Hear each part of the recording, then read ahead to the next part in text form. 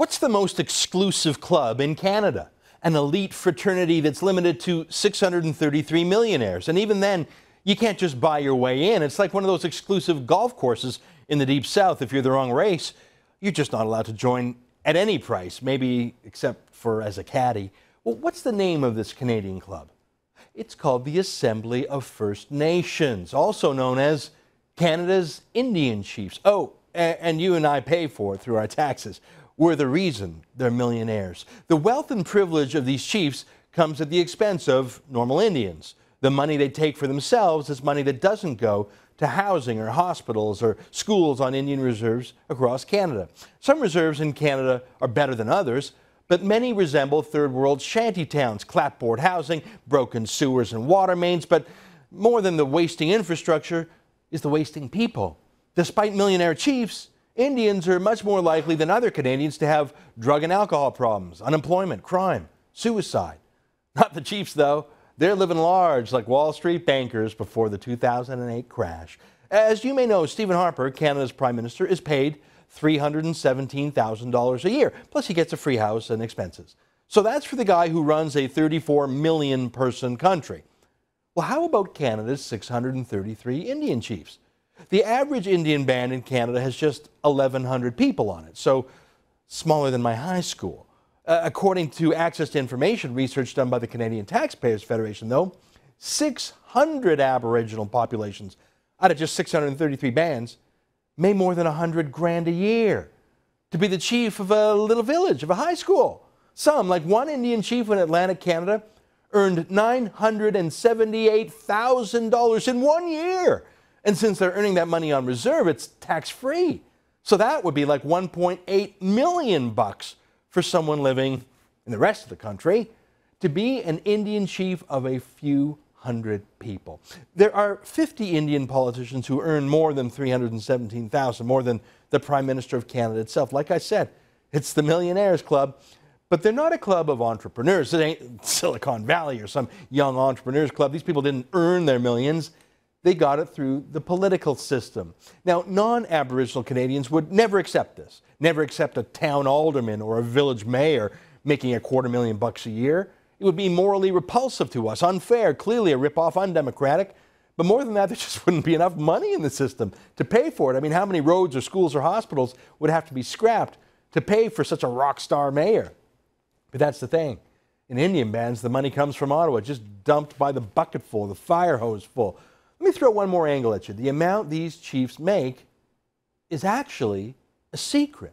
Now, I know exactly how much all of our federal MPs make down to the penny. Look at this chart here. It's all publicly available. It's audited. It's accounted for. It's transparent. This is Parliament's website that tells me, for example, Thomas Mulcair earns $235,000 a year. He's probably worth it, actually, or maybe not. But at least we know what we're debating. We have the facts. The identity of that $978,000 a year chief, it's a secret, even from his own people. So you've got this millionaire politicians club, and it's not subject to the scrutiny that white politicians or brown politicians or black politicians would be, simply based on the race of the politician we're talking about here. They're Indian. They're exempt from disclosure, from the Auditor General, from any of the democratic and financial accountability mechanisms that the rest of us live by. No wonder, according to an Ipsos Reid poll, 64% of Canadians think we give too much tax money to Indians because they see the jet-setting millionaires, they see the Armani Indians, and they see an ever-growing line item in our federal budget, $7.8 billion this year, and that's just from the Indian Affairs budget. It doesn't include spending from other departments like Health Canada. But that's the shame of it. There's a lot of money going to Indian bands, but it's not getting to the Indians. It's staying with the chiefs at the top.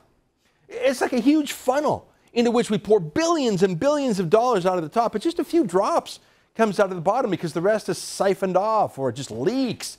Take the Indian band of Attawapiskat in the news for its shoddy houses last year. It's true, some of their houses are indeed crummy. Not surprising since private property is illegal under the Indian Act. Everything is owned communally. I'm not quite sure why we think that would work better in Canada in the 21st century than it did in the Soviet Union in the 20th century. So of course people don't care about a home they don't own. Of course they don't invest in them or keep them maintained. So they don't have private property. But what about the kind of public sector decisions that we make off reserve too, like building public schools and arenas and things? Well, here's Attawapiskat's school. It's wrecked. Some idiot built it over a little diesel spill, so the whole place is full of fumes, so they tore it down. But instead of rebuilding it, they built a hockey arena instead. Pretty fancy for a poor, bombed-out town. Oh, and they imported an $80,000 Zamboni and spent the same amount shipping it way the hell up to Attawapiskat. So there's money in Attawapiskat. Oh, there's money. Attawapiskat's local Indian leaders, the chief and band counselors, made staggeringly irresponsible decisions with that money. No lack of money. You know, there are just, I don't know, about 1,500 people in Attawapiskat. But look at this. From their financials, not one, not two, but 3 chiefs on the payroll, plus 19 counselors. And those are just the politicians. They also have a paid professional staff of bureaucrats, too, to run this thing smaller than my high school. What are these 24 people doing with their tens of millions? Attawapiskat has a $34 million government budget. That's $70,000 per family of 4. Remember, this is all tax-free. If it was actually given out to each family equally, that'd be great. Oh, and on top of that, there's any private sector money that comes into the town, which is millions more. Listen for a moment to this testimony before Parliament by Paul Hebert of the Mining Association of Canada, talking about how much money a nearby diamond mine pours into Attawapiskat's band coffers. Listen. I can speak to the Victor mine situation and Attawapiskat. As I mentioned, since the start of construction, some roughly 5 years ago, unless I'm mistaken, over $325 million in contracts have been awarded to Attawapiskat First Nations businesses, and that's a community of only 1,800 people on reserve. 100 of the 500 employees at the De Beers Victor mine are actually from Attawapiskat. So that's 20% of the workforce from that one community. So those are examples. I mean, in 2011 alone, more than $51 million in contracts were awarded to Attawapiskat First Nations businesses. So there's $34 million in government money last year, plus $51 million from the diamond mine money. For a town of 1,500 people, that's what, like 500 families? That works out to $57,000 for every man, woman, child, and baby. That's $250,000 for a family of 4. $250,000 a year. Where the hell is it all going? If this were a non-Aboriginal town, a white town, we'd have an Auditor General involved. Hell, we'd have the RCMP involved. $85 million a year in a town of 1,500, and they're living in squalor? Hey, let's compare 2 small northern towns in Canada. Attawapiskat and Atikokan. Atikokan is about twice as big, 3,300 people. But the government budget is just 1/4 as big as Attawapiskat's. Their mayor is part-time. He earns less than $8,000 a year. The whole town council put together costs just 47 grand. That's less than councillors or chiefs at Attawapiskat individually. But it's run in a democracy with transparency and private property. So ordinary folks in town have a household income 4 times higher in Atikokan than they do in Attawapiskat. So government isn't the solution to Atikokan and Attawapiskat. It's the problem. Attawapiskat is a swamp of government. It is poor because of government money. The entire ad scam scandal, you know, the one that brought down Paul Martin's Liberals in 2006, that was over $250 million for the whole country of Canada. There is an ad scam budget wasted every 3 years in this tiny town of Attawapiskat. Here's Attawapiskat's chief talking to the Sun's Christy Kirkup at the Millionaires Club meeting yesterday. Look at this first clip. He misled a lot of people in the whole country about First Nations, about mismanaging the funding, which was not true.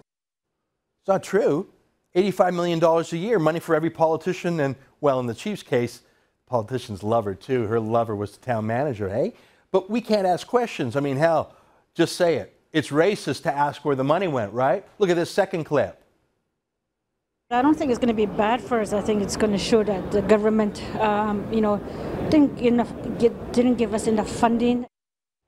The government didn't give you enough funding? I think that's actually exactly opposite. If they got a lot less funding, a half, a quarter, or hell, none, do you think they would have built a hockey rink with a Zamboni? Or maybe they would have fixed that bloody school in their homes? Here's the third clip from this chief. The way he stated, like $90 million, he didn't make it clarify how the money was spent. And the way he said it, it was for everybody. So, I couldn't really blame my community members or Canadian citizens to feel that way. She's bitching about Stephen Harper mentioning 90 million bucks gone there. She wants to clarify the spending. Hey, good idea. Except that when the federal government sent in an independent manager to look at where the money was going in Attawapiskat, that manager was kicked out by the chief. Final clip from this chief. I'm calling her a chief. She's just a political hack. Final clip. There was a lot of nasty comments from the Facebook or even the media. So, you know, what he did was really wrongful, and I'm really surprised that he got away with it. Yeah. So she doesn't like the nasty comments on the Facebook. You know, I'm glad this politician, I'm not going to call her a chief anymore. She's a politician. I'm glad that politician got an earful from grassroots Canadians. But, you know, she doesn't have to worry about that at the Millionaires Club, does she? See, it's just the rest of the Indian industry there. The other millionaires who milk the system, who feed off white Canada's concern and guilt for how normal Indians live and suffer. That politician, Spence, like the rest of the chiefs, like the Grand Chief who's being elected, they don't have to go through the same elections white politicians do. The club chooses its own boss from amongst the 633 of them. There's no pesky ordinary Indians allowed in. Who knows? You know, maybe real Indians allowed in would ask too many questions about where all the money is going. And unlike guilty white liberal reporters, they couldn't be brushed off with the cheap and easy claim that accounting for their public funds is some sort of racist white man's plot. No, no, no, no. What's racist is letting this Millionaires Club keep getting away with it and actually giving them more money every year to do it.